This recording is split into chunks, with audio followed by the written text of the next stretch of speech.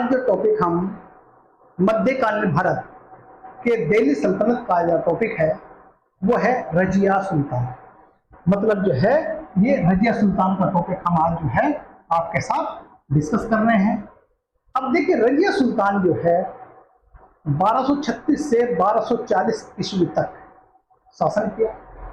देखिए दिल्ली सल्तनत की जो है प्रथम महिला है जिसने एक राज्य मतलब जो है मध्यकालीन भारत में शासन किया। अब रजिया सुल्तान जो है सर्वगुण संपन्न कह सकते हैं। इनके अंदर वो प्रतिभा थी जो एक सम्राट में, एक अच्छे या महान सम्राट में होनी चाहिए।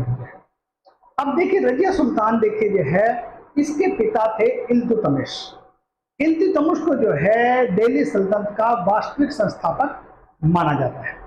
अब देखिए इल्तुतमिश को अपने किसी भी पुत्र को इस योग्य नहीं समझा कि अगला उसको सम्राट बनाया जाए या उसे अपना उत्तराधिकारी घोषित किया जाए। यहाँ पर देखिए जो है इल्तुतमिश ने अपनी लड़की का नाम नॉमिनेट किया एज ए अपना उत्तराधिकारी या भावी सम्राट या अगला सम्राट बनाने के लिए। देखिए मतलब जो है इल्तुतमिश की जो सोच है ये बहुत ही मतलब लंबी सोच थी, जिसने देखा अगर मैं अच्छा शासन संभालना है अपने लड़कों को, अपने बेटों को दरकिनार करते हुए अपनी लड़की का नाम नॉमिनेटेड किया जाए। मैं देखिए रजिया सुल्तान अगर बात करते हैं जो है देखिए योग्य पिता की योग्य पुत्री का विरल उदाहरण जो है वो रजिया सुल्तान ने प्रस्तुत किया। उसने भारत में प्रथम बार स्त्री के संबंध में इस्लामिक परंपरा का उल्लंघन किया।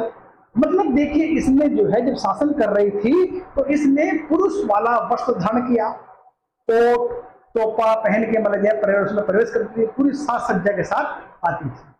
अब वहीं पर देखिए राजनीतिक दृष्टि से रजिया ने राज्य की शक्ति को अमीरों या सूबेदारों में विभाजित करने की बजाय सुल्तान के हाथों में केंद्रित करने का प्रयत्न किया। मतलब जो भी मतलब हमारी जो पावर है, जितनी शक्ति है प्रशासन चलाने की जो है वो मतलब जो है अमीरों या सूबेदारों के हाथ में विभाजित नहीं की है, बल्कि जो है सुल्तान को स्ट्रॉन्ग बनाने में और सुल्तान के हाथ में वो सारी पावर होनी चाहिए। सुल्तान निरंकुश होना चाहिए जिससे वो अपना किसी भी मतलब जो है डर या भय के सारे डिसीजन सही कर सके। वहीं पर देखिए आप जो है अपने पिता का जो संपूर्ण प्रभुत्व संपन्न राजतंत्र था उसका भी मतलब जो है रजिया सुल्तान ने समर्थन किया। वहीं पर देखिए हम बात करते हैं रजिया के राज्यारोपण में अनेक विशेषताएं थी। क्या विशेषताएं थी इसके राज्यारोपण की? दिल्ली सल्तनत के इतिहास में पहली बार दिल्ली की आम जनता ने उत्तराधिकारी के प्रश्न पर निर्णय लिया। दिल्ली की आम जनता ने, आवाम ने रजिया को ही इस पद पर बैठाने का काम किया। अब देखिए यहां पर अगर हम बात करते देखिए है अब एक किताब है फुतुहुस सलातीन के अनुसार वह जनता के समझौता करके सिंहासन पर बैठी थी। उसने जनता से वादा किया था अगर मैं आपकी आशाओं पे खरी नहीं उतरती हूँ या शासन सिस्टमेटिक नहीं चला सकती हूँ तो आप मुझे उस समय पद से मुक्त कर देना जो है। देखिए यहाँ पर जो है एक स्त्री को शासक स्वीकार कर तुर्कों ने अपने पुरुषार्थ व संतुलन को साबित कर दिया। दूसरी बात देखिए रजिया के राज्यारोहण शासकीय विषयों में धर्म अधिकारियों की उपेक्षा या फिर कह सकते हैं असमर्थता की ओर संकेत करता है, क्योंकि एक स्त्री का शासक बनना इस्लामिक परंपरा के विरुद्ध था। और यहीं पर कुरान में सीबा की रानी का भी उल्लेख हम पाते हैं।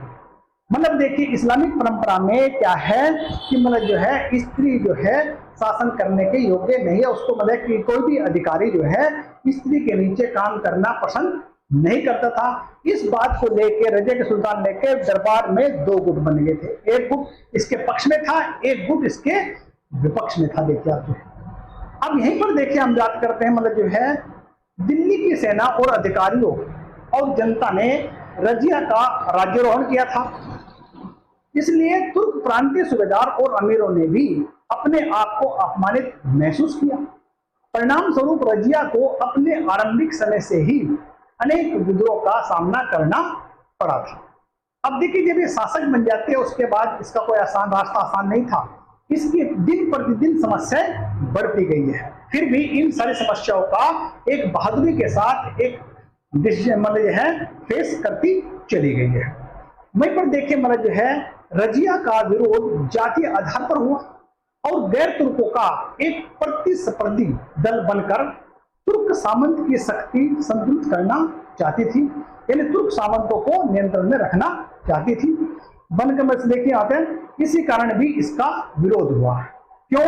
देखिए मैंने पहले कहा था, मैंने आपको देखिए यहाँ से विद्वान गुप्त थे, को इसके पक्ष में था, एक विपक्ष में था। रजिया के विरुद्ध प्रथम विद्रोह जो था वो इल्तुतमिश के जो वजीर हैं उनका नाम था निजामुल मुल्क जुनैदी ने विद्रोह किया।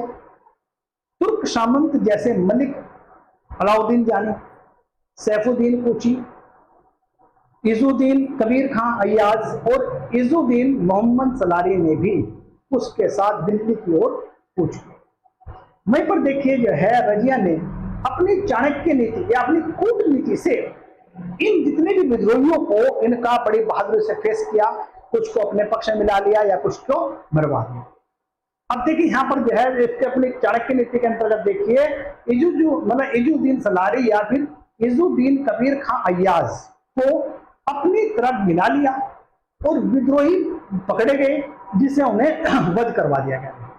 अब यहीं पर देखिए जो है रजिया ने इख्तियारुद्दीन एतगीन को अमीर ए हाजिब और इख्तियारुद्दीन अल-दुनिया को भटिंडा का इख्तियारदार बना दिया।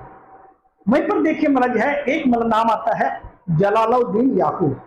देखिए ये ऐसा था, एक अब्सीनिया था, ये जो है इससे विशेष अनुराग रखती थी। अब देखिए यहाँ पर जो है जब भटिंडा आया तब हिंद का जो सूबेदार था उसने रजिया के खिलाफ विद्रोह कर दिया। उसे सबक सिखाने के लिए रजिया शाही सेना के साथ तबर हिंद या भटिंडा की ओर प्रस्थान किया।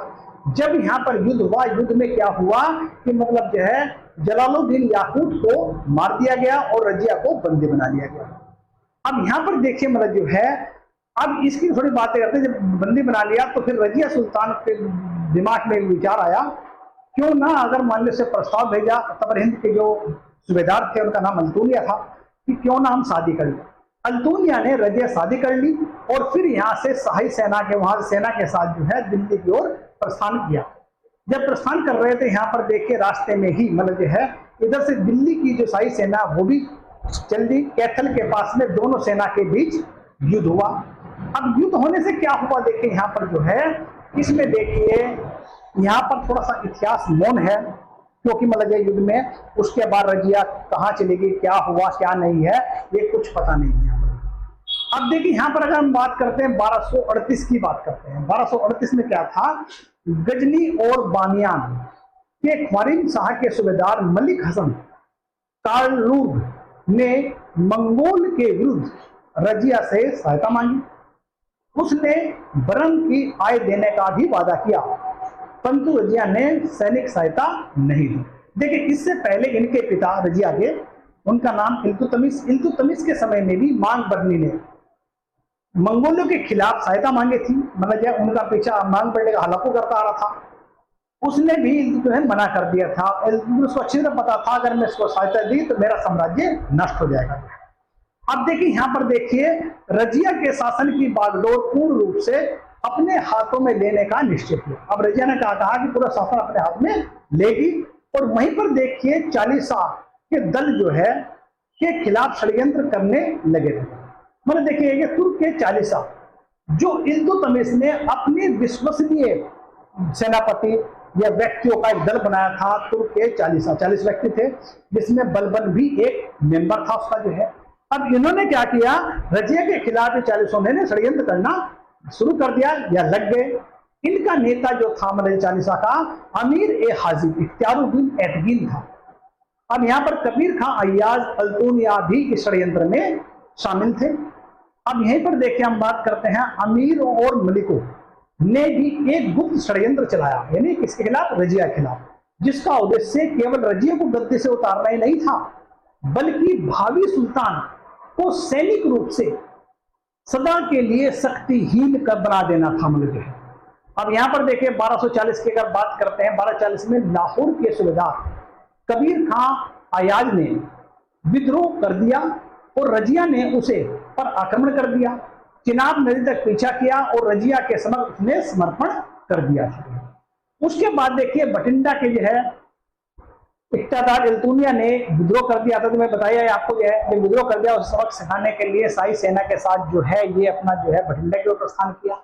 वहां पर जब अल्तुनिया के साथ युद्ध हुआ, अल्तुनिया ने इसको हरा दिया, जिसका जो विशेष विश्वास पात्र जो था याकूत को भी मार देते हैं। यहाँ पर दरबार में 2 गुट इसलिए भी था क्योंकि अमीर ए आकूता की याकूत को पद दे दिया था। वो कह रहे भी योग्यता के अनुसार तो हमें मिलना चाहिए था, इस याकूत को इतना बड़ा पद क्यों दिया जा रहा। ये भी एक मतलब जो है ईर्षा कारण था, दरबार में एक मतलब गुट बाजी की होने लगी थी। तो उसके बाद देखिए अल्तुनिया से इसने शादी कर ली। शादी करने के बाद फिर ये यहाँ पर आने दिल्ली का प्रस्थान किया। यहीं पर जो है शाही सेना और अल्तुनिया की सेना के बीच में कैथल के पास युद्ध हुआ। युद्ध के बाद जब हारने लगी उस समय घोड़े बैठे जंगल की ओर निकल गई। उसके बाद रजिया क्या हुआ किसी को कुछ मालूम नहीं। देखिए यहाँ पर हम बात करते हैं मतलब देखिए इसकी जो है दिल्ली के में इल्तुतमिश के तृतीय पुत्र जो थे बहादुर शाह को षड्यंत्रकारियों ने सुल्तान बना दिया। उसने मइजुद्दीन की उपाधि धारण की।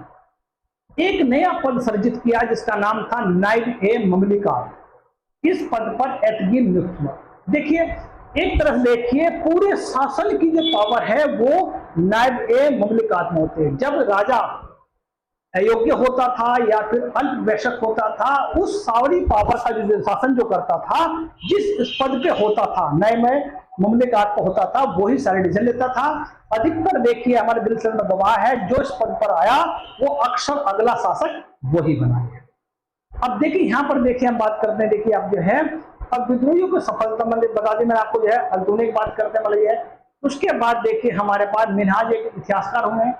मिनहाज क्या कहता है मतलब जो है रजिया का शासनकाल एक महत्वपूर्ण घटना निरुद्दीन तुर्क नूर तुर्क के नेतृत्व में क्रमपंथियों ने आक्रमण किया। अब देखिए सबसे पहले हम इसका जो पूरी विलोचना भी करते हैं। देखिए इसका शाही तौर तरीके से रहना ये भी मतलब जो है इनके दरबार में लोगों को पसंद नहीं था। दूसरा इसने पुरुषों का लिबास धारण कर लिया, ये भी इन्हें पसंद था जो है इस गुट में जाए। बहुत सारे ऐसे कारण था। सबसे बड़ा कारण तो देखिए इसका स्त्री होना था, क्योंकि मुस्लिम जो है अधिकारी जो लोग हैं वो किसी स्त्री के नीचे शासन करना पसंद नहीं करते थे। यहाँ पर बहुत बड़े विद्वान लोग हुए हैं जिनका कहना है कि स्त्री मतलब जो है रजिया अगर स्त्री ना होती तो एक मतलब देखिए मतलब जो है बहुत महान शासकों में इसका नाम गिना। देखिए रजिया के बारे में इतना ही, बाकी